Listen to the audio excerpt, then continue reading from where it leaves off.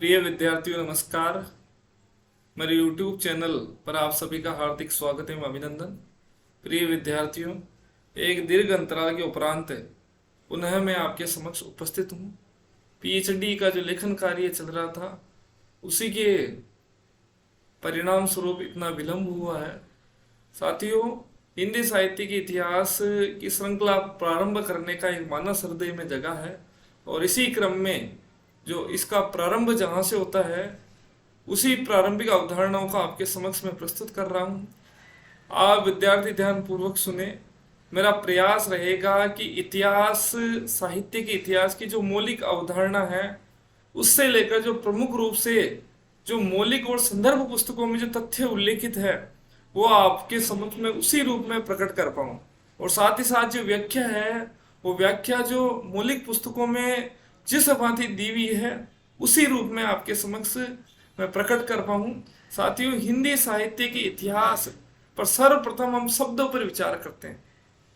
साथियों, हिंदी साहित्य इतिहास और साहित्य का इतिहास ये सामान्य से शब्द है, किंतु इनसे संबंधित जो जानकारी है वो विद्यार्थियों के निकट होनी चाहिए।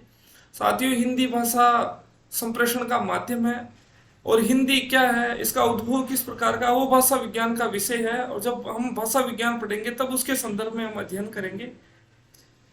अब है साथियों इतिहास। इतिहास का अर्थ क्या है? तो साथी आप समझे, जो इतिहास है वो इतिहास से यहाँ पर इतिहास का अर्थ है जो ऐसा ही था या ऐसा ही हुआ, अर्थात जो हो चुका है, ऐसा ही था जो है उसका वर्णन करना, या ऐसा ही हुआ जो घटित हो चुका उसका उसी रूप में वर्णन करना। अगर इस शब्द की और भिन्न प्रकार से व्याख्या करें तो साथियों इति ईदन हास, अर्थात जो घटित हो चुका उसका अवलोकन करना इतिहास है। इतिहास में दो बातें स्पष्ट है साथियों। सबसे पहले है इतिहास का संबंध पूर्ण रूपेण अतीत से होता है और दूसरा है इसमें वास्तविक और यथार्थ तथ्यों का ही समावेश रहता है। कल्पना का किसी भी प्रकार से इसमें समावेश नहीं रहता है। साथियों, हेरोडोटस या हीरोटोदास नाम का एक विद्वान है। उस विद्वान को इतिहास का पितामह कहा जाता है। एक परिभाषा जो डॉक्टर नगेंद्र की पुस्तक में उल्लेखित है वो आपके समक्ष प्रस्तुत है। अतीत के तथ्यों का वर्णन एवं विश्लेषण जब काल क्रमानुसार किया जाता है तो इसे इतिहास कह दिया जाता है। तो आपके समक्ष में एक चीज और उल्लेखित कर रहा हूं, तथ्य। और जो काल क्रम है उस काल क्रम का जब वर्णन कर दिया जाता है तो उसे इतिहास कहा जाता है। ये एक सामान्य सी परिभाषा है, आप अपने जहन में रखिए। एक ये ध्यान रखिए साथियों कि इतिहास में किसी भी भांति से कल्पना का समावेश नहीं रहता है। इसमें सदैव वास्तविकता वाले तथ्यों का ही समावेश रहता है। अब है साथियों कि इतिहास के संदर्भ में भारतीय दृष्टिकोण क्या कहता है।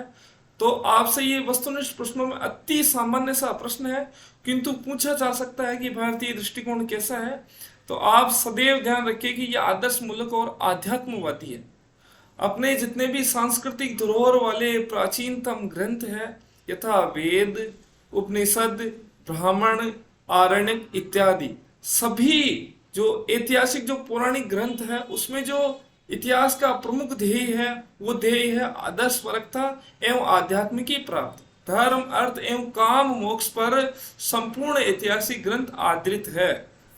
इसके पश्चात साथियों पाश्चात्य दृष्टिकोण का अगर अवलोकन करें तो पाश्चात्य जो काव्य शास्त्र या पाश्चात्य जगत है उसमें सदैव जो इतिहास है उसका दृष्टिकोण यथार्थवादी है, अर्थात इसका लक्ष्य है यथार्थ का चित्रण करना, वास्तविकता का चित्रण करना। एक साथियों आप ध्यान रखिए कि जैसे बहुत सारी परीक्षाओं में साक्षात्कार से संबंधित प्रश्न पूछे जाते हैं।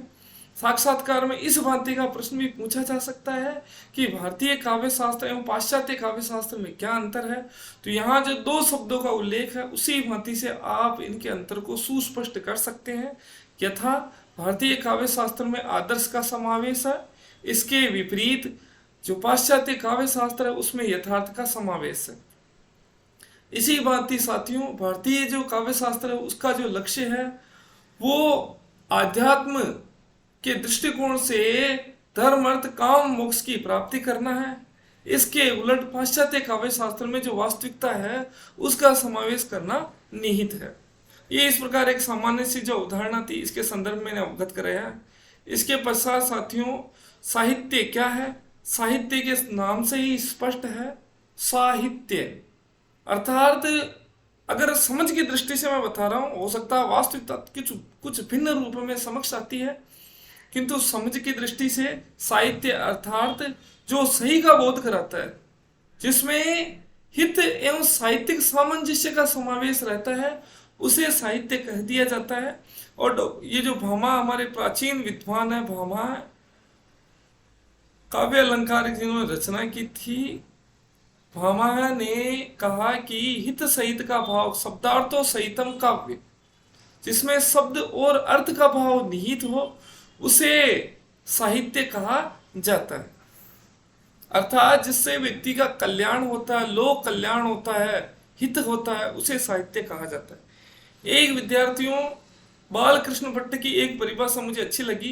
यद्यपि साहित्य के संदर्भ में हम काव्य शास्त्र के जब अध्ययन करेंगे तब वहां पर विभिन्न परिभाषाओं का अवलोकन करेंगे, तथापि एक महत्वपूर्ण परिभाषा मुझे लगी, वो वहां समझ की दृष्टि से वो आपके समक्ष प्रस्तुत है कि साहित्य जन समूह के हृदय का विकास है। बाल कृष्ण भट्ट ऐसा कहते हैं। जन समूह अर्थात जितने भी लोग निवास करते हैं, जितना भी जन समुदाय या जनमानस है, उनके भीतर आत्मा में, उनके हृदय में किस प्रकार के विचार चल रहे हैं, उन्हीं विचारों को जो लेखक और साहित्यकार होता है वो लेखनीबद्ध करने का कार्य करता है। तो ये एक महत्वपूर्ण परिभाषा है, वो आपके समक्ष आप इसको देखें और समझें। अब विद्यार्थियों, साहित्य और इतिहास को हमने भिन्न भिन्न प्रकार से समझने का यत्न किया है। इसके पश्चात हम समझेंगे साहित्य का इतिहास क्या है। तो साहित्य के इतिहास के लिए डॉक्टर नगेंद्र की पुस्तक में डॉक्टर नगेंद्र हरदयाल लिखते हैं कि साहित्यिक रचनाओं का अध्ययन ऐतिहासिक दृष्टि से जब किया जाता है तो उसे साहित्य का इतिहास कहते हैं। सबसे सरलतम और सबसे समझने की दृष्टि से सबसे उपयुक्त परिभाषा है, हम जब साहित्यिक रचनाओं को पढ़ रहे हैं तो उसको इतिहास के दृष्टिकोण से पढ़ें तो साहित्य का इतिहास कहला दिया जाता है। अर्थात हिंदी साहित्य में सरहपा से हम अध्ययन प्रारंभ करते हैं और हम आधुनिक जो कालखंड के जो कवि है, जो अधुनातन संदर्भ में भी लिख रहे हैं, अनुज लुकुन, नंदकिशोर आचार्य, कवि प्रभा इत्यादि सरीके या प्रवृत्ति जो कवि है, उनके संदर्भ में हम जब क्रमवार अध्ययन करते हैं तो उसे साहित्य का इतिहास कह दिया जाता है। यहाँ ऐतिहासिक दृष्टिकोण से केवल और केवल काल क्रम ही नहीं है विद्यार्थियों। इस ऐतिहासिक शब्द में युगीन चेतना, तात्कालिक समय का जो परिवेश किस भांति का था, परिस्थितियां किस भांति का था, इत्यादि सभी जो तत्व है वो समाहित हो जाते हैं। इसके अतिरिक्त विशेष वर्ग की मनुष्य की विशिष्ट क्रियाओं का अध्ययन, यहाँ आपको विशेष लग रहा होगा, केवल विशेष वर्ग के मनुष्य की विशिष्ट क्रियाओं का अध्ययन किया जाता है। इतिहास और साहित्य में एक विशेष अंतर यह भी आपसे पूछा जा सकता है एक समझ की दृष्टि से कि साहित्य एवं इतिहास में क्या अंतर है। तो साहित्य इतिहास के भीतर सभी वर्ग के सभी मनुष्य की सभी क्रियाओं का अध्ययन किया जाता है, जबकि साहित्य के भीतर विशेष वर्ग के मनुष्य की विशिष्ट क्रियाओं का अध्ययन किया जाता है। विशेष वर्ग का आशय कदापि यहाँ शास्त्रवादी समुदाय से नहीं है, संभ्रांत वर्ग से नहीं है। विशेष वर्ग से आशय है वो किसान वर्ग भी हो सकता है, वो मजदूर वर्ग भी हो सकता है, चाहे वो एक शोषित एवं शोषण वर्ग, दोनों वर्ग भी हो सकते हैं। इसमें उनके द्वारा कोई विशेष क्रियाएं की जा रही है जो व्यक्तियों पर विशेष छाप छोड़ती है और युगीन परिस्थितियों को उन्होंने विशेष रूप से प्रभावित किया है, तो उन सभी क्रियाओं का अध्ययन साहित्य के माध्यम से किया जाता है। आगे बढ़ते हैं साथियों। आचार्य रामचंद्र शुक्ल क्या कहते हैं? आचार्य रामचंद्र शुक्ल कहते हैं कि प्रत्येक देश का साहित्य वहां की जनता की चित्तवृत्ति का संचित प्रतिबिंब होता है। साथियों, मैंने साहित्य के इतिहास को पढ़ा है, किंतु मुझे इससे श्रेष्ठ परिभाषा कहीं लगती नहीं है।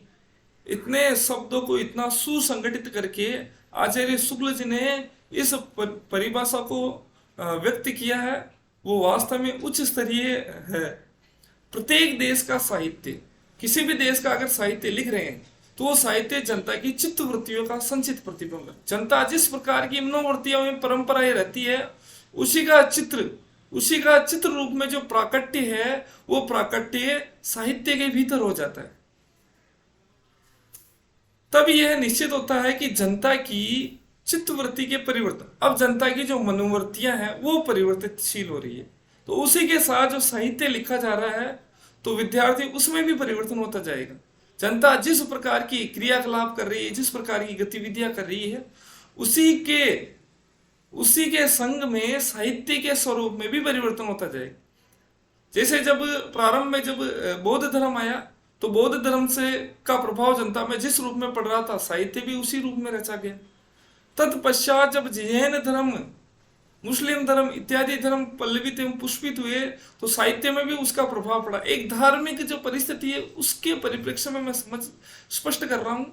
जैसे राजनीतिक दृष्टिकोण बदला, सामाजिक दृष्टिकोण बदला, उसी रूप में साहित्य भी बदलता जाएगा। आदि से अंत तक, शुरू से लेकर अब तक, यह है इतिहास।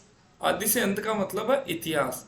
आदि से अंत तक चित्तवृत्तियों की परंपरा को परखते हुए जितने भी मनुष्य के भीतर की जो चित्तवृत्तियां हैं, उन चित्तवृत्तियों में जो परिवर्तन हो रहा है, यह है युगीन चेतना के संदर्भ में चित्तवृत्तियों की परंपरा। ये जो शब्द है उससे आप विद्यार्थियों भली भांति समझिए, ये है यहाँ पर युगीन चेतना के संदर्भ में, युगीन चेतना के संदर्भ में परंपरा के साथ जो चली आ रही परंपरा है, उसके साथ किस प्रकार का सामंजस्य व्यक्त किया जाता है, इसको जब आदि और अंत से मिला दिया जाए तो वो साहित्य का इतिहास हो जाता है। तो आप भली भांति समझे, आदि से अंत तक, आज से है इतिहास से, चित्तवृत्तियों की परंपरा, चित्तवृत्तियों का मतलब युगीन चेतना, और जो परंपरा का शब्द हुआ है वो चली आ रही परंपरा को जब साहित्य से सामंजस्य करके जब कवि या लेखक उसको प्रकट करता है शब्दों के माध्यम से, तो वो साहित्य का इतिहास कहला दिया जाता है। साथियों, अगले कालांश में हम हिंदी साहित्य के इतिहास की लेखन की जो पद्धतियां उसके संदर्भ में हम अध्ययन करेंगे। नमस्कार, धन्यवाद, जय हिंद।